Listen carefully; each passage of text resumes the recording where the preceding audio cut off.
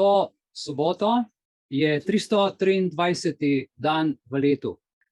In ker je danes taka čudovita tema, za neko tujko plutokracija, začnemo in zaključili bomo s filmom, ki ravno potem vso to zadevo zaokroži, o čemer bomo danes govorili, bi začel z enim pregovorom, in sicer: ljubo doma, kdor ga ima, kdor ga nima, pa za njim kima.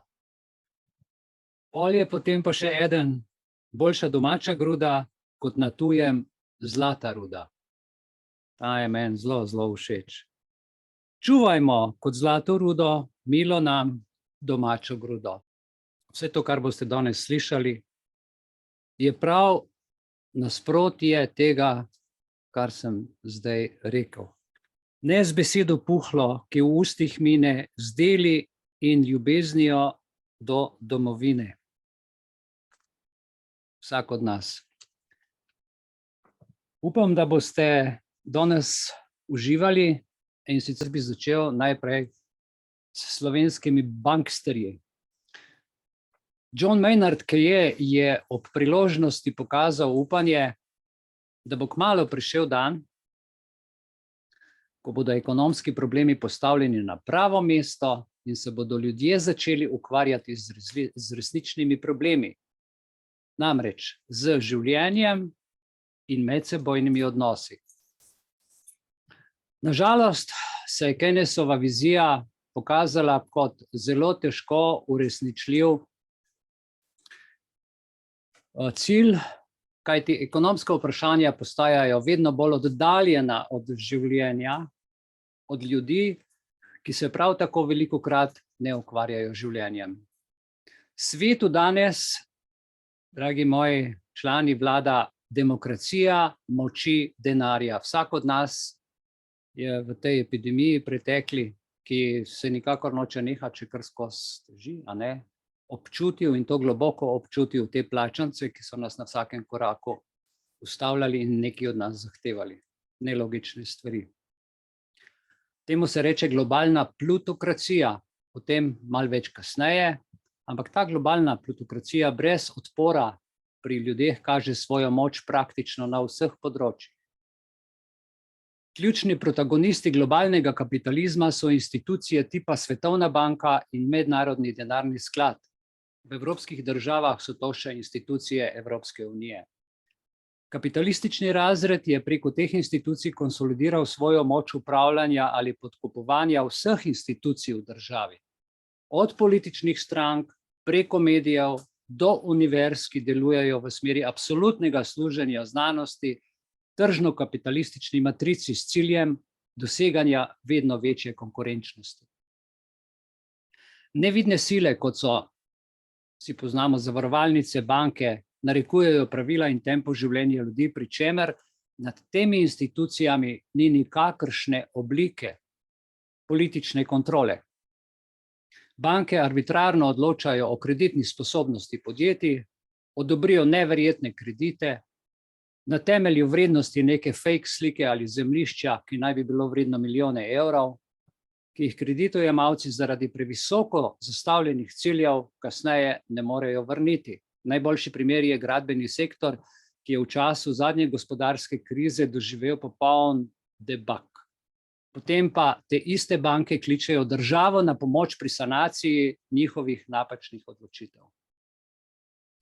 Pri vsem tem so usode ljudi manj pomembne, praktično nepomembne. Banko človek ne zanima. Če v tej zmedi posameznik ostane brez stanovanja, ki ga je kupil v stolpnici, ki na koncu ni bila zgrajena, banka ne bo razmišljala o njegovi usodi, ampak res izključno in samo o usodi svojega denarja oziroma posojila, ki ga želi iztržiti od kogarkoli. Ekonomski zakoni tako niso usmerjeni v reševanje dejanskih problemov ljudi, ampak v sanacijo barabinskih poslov neodgovornih gospodarskih subjektov, katerih napačne odločitve morajo sanirati državljani. Mi moramo to potem vse plačati. Pri tem je licemerstvo bančnega sektorja še toliko večje, ker nihče od odgovornih ni izgubil službe ali dobil manjšo plačo za slabo opravljeno delo. Meritokracija v tem primeru ne deluje. Posamezniki, protagonisti in dosledni zagovorniki ekonomije prostega trga se ne ozirajo na ogorčenje javnosti. Nihče jim nič ne more, niti politika, ki jih zaslišuje na maratonskih sejah v državnem zboru, kjer vse bankirje, že ko prestopijo prag parlamenta, zajame vse splošna amnezija in se naenkrat ne spomnijo ničesar več, kaj so delali, kje so bili oziroma kaj so podpisovali. Zadnji primer, ki govori o popolni odtujenosti ekonomije od življenja ljudi, je ukrep Banke Slovenije o omejevanju potrošniških in stanovanjskih kreditov za državljane Republike Slovenije. Banka Slovenije pri tem zase trdi, da kot neodvisna in strokovna institucija deluje v altruistični misiji varovanja državljanov, ki bodo zaradi zadolževanja lahko zablodili v probleme. Legitimnost za svoje ukrepe Banka Slovenija išče v napovedih zgoraj omenjenih neodvisnih in kako jim že rečejo, strokovnih institucij, ki kažejo, da prihajajo krizni časi v gospodarstvu in da se je nanje potrebno močno pripraviti. Logika te ideologije, namreč, gre za ideološki koncept par excellence, ki se mu reče neoliberalizem. Ta temelji na predpostavki, da je kredite potrebno vračati, kar sicer v primeru potrošniških in stanovanjskih kreditov ljudi nikoli ni bilo sporno. Če si denar sposodil, si ga vračal. Mislim, normalno, da vrneš kredit, ampak iz nas delajo velik problem. Kakšen problem?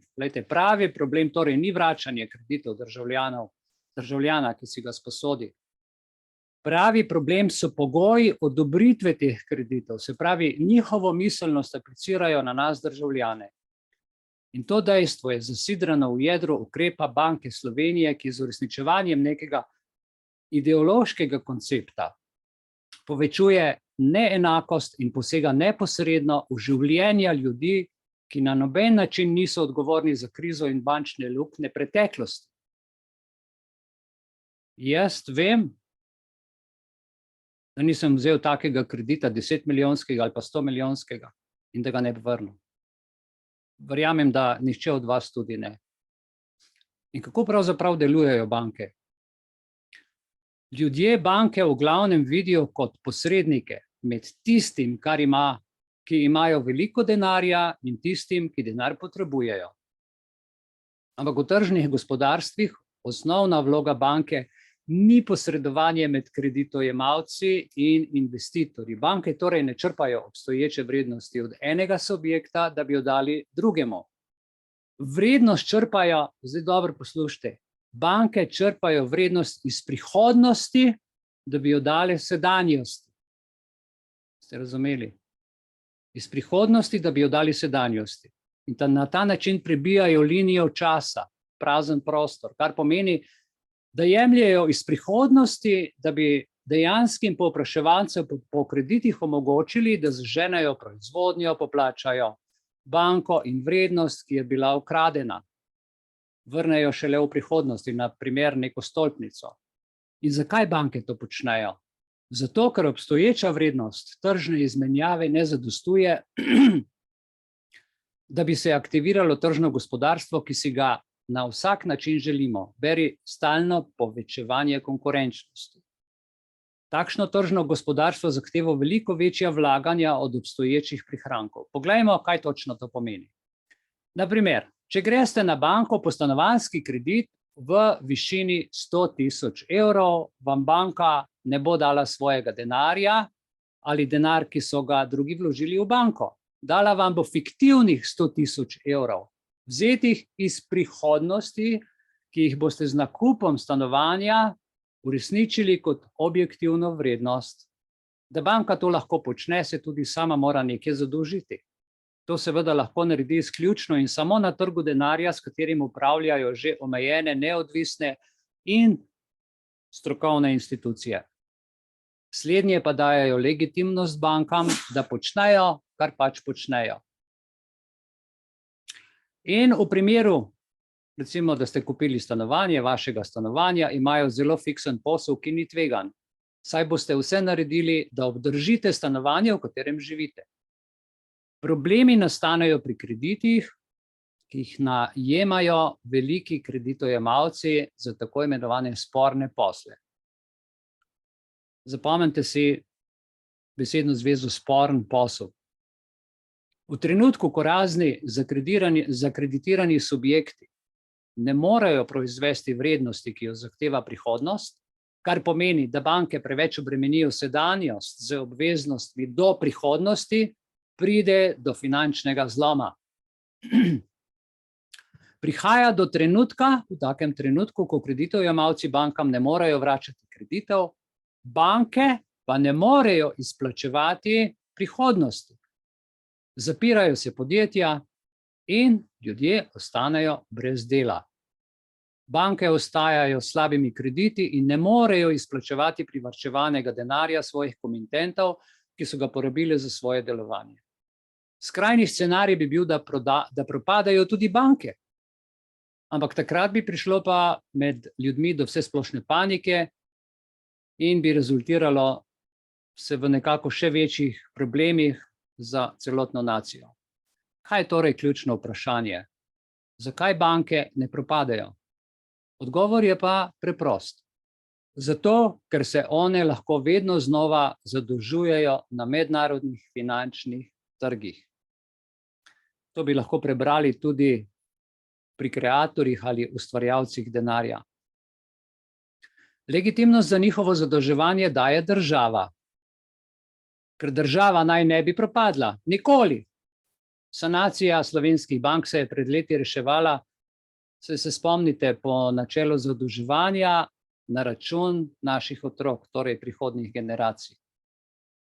Nobeni varčevalni ukrepi, ki so spet usmerjeni v kaznovanje tistih, ki s krizo nimajo nič, v tem primeru niso zadostni ukrepi.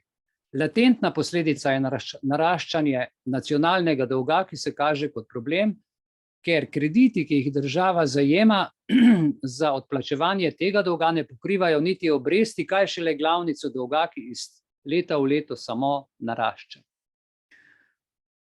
Pri vsem zapisanem je ključno razumeti delovanje bank. Te živijo od vaših obresti. Več denarja, ko spravijo iz prihodnosti v sedanjost, večji je njihov dobiček. Vse dokler stvari tečejo, ni nobenega problema. Predpostavka, da bodo banke oziroma države nekoč dokončno vrnile nacionalni dolg neodvisnim mednarodnim institucijam, ki jih kreditirajo, je povsem napačna. Tega se ne da vrniti. Do tega nikoli ne bo prišlo. Nikoli se ne bomo izvlekli iz tega začaranega kroga zadolženosti, ker je to nemogoče pri takem načinu poslovanja. Pravi problem je v tem, da smo socialno državo, ki je temeljila na ideji pravičnejšega razporejanja denarja od bogatih k revnim, zamenjali za idejo stalnega zadolževanja na račun prihodnjih generacij. V imenu ideologije stalnega povečevanja konkurenčnosti. V tem duhu bi lahko sklenili, da se Keynesovo upanje do danes za boljše življenje ni uresničilo. Svet se je od zadnje finančne krize, se jo vsi spomnimo, ki se je začela leta 2008 in nekako zaključila 2013, do danes zadolžil za 400 000 milijard ameriških dolarjev. To zadolževanje niso povzročili najbolj revni, ki so najemali kredite za stanovanje ali morda za novi pralni stroj. In če nekako naredimo en epilog tega nocojšnjega uvoda, ukrep Banke Slovenije je izključno in samo ideološko vprašanje. Ne gre za neodvisnost, še manj pa za njihovo strokovnost. Ne vem, kako strokoven moraš biti, da si tako dobro plačan, 5, 10, 15, 20 tisoč evrov na mesec ali več. Guvernerju in njegovim sodelavcem je lahko, pa recimo za 14 000 evrov na mesec uresničevati interese bankirjev, večjih od sebe, pri čemer ne mislijo na primer na visokošolske predavatelje, ki v nazivu docenta na univerzi dobijo 10-krat manjši mesečni dohodek. Da ne govorimo o pismonošah na Pošti Slovenije, ki so, se spomnimo, do nedavna tudi stavkali, da se jim je plača povečala za par ubogih 10 evrov. O voznikih ljubljanskega potniškega prometa ali pa drugega mestnega prometa, o čistilcih naših ulic, zaposlenih na železnici, o varnostnikih, o policistih, da ne naštevam naprej. Imate sliko. Gre za vprašanje, ki bi ga nujno morala reševati vlada z redistribucijskimi politikami.